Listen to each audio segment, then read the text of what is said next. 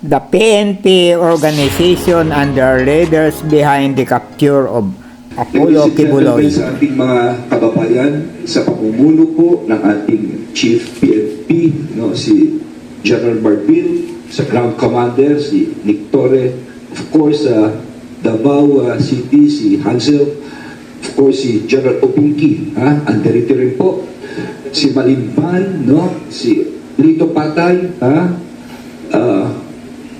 Bartolome and Subunon, Eric Bermudez, si Balo, halika, join us. I've been through several Chief PNP at sa aking libro, in my stint as the Secretary of the Interior, the best PNP that we've had is Chief Romel Marbil, General. At etong taon to, isa sa pinakamatapang na nakita ko sa buong buhay ko, hindi sumusuko ito, dire-diretso po ito, may royal blood yata itong si Nick Torre.